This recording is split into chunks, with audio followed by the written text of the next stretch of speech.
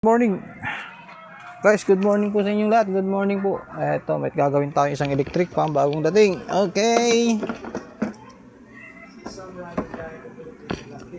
So, ang sakit naman dito ay okay. Guys. Ano ba? Yun, no? Okay, guys, maingay ba ang electric fan? Ito, pag kayo na-encounter nyo itong ganitong electric fan, ayan o. Ayan, maingay. Yun. Ganito lang ang gawin nyo, oh. Ayan, ganito lang po ang gawin ninyo. Ito, langis. Yun, o.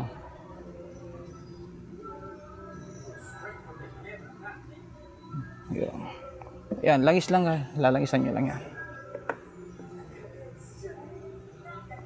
Yan, ganyan. Tapos guys, buksan nyo itong likod nya. Ito. Ito.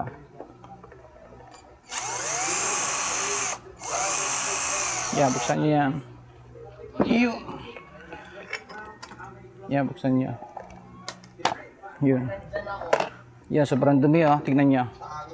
Ayun guys, dito sa likod nyan, meron kayong makikitang shafting, bushing, makarugtong yan. Makarugtong din ito, oh. Ito, magkakarugtong yan. Yan, papunta sa likod. Ayan. Makikita nyo dito yung karugtong niya, madumi na rin. Ayan. Lagyan nyo ng langis. Ayan. Ayun, oh. Yun, dito ko nilagyan yan.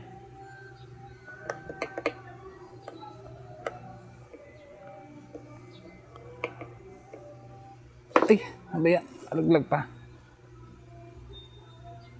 Yan, sobrang dumi niya, kaya ganyan siya.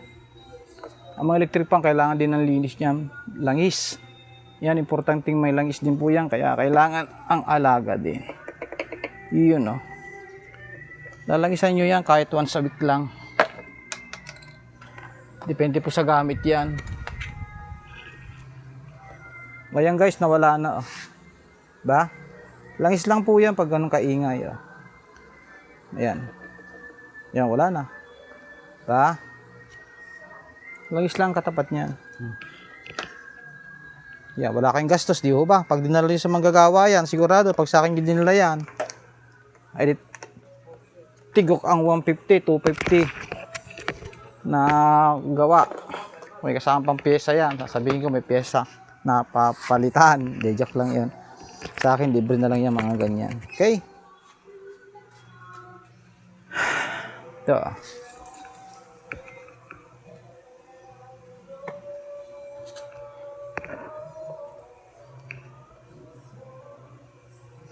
Okay.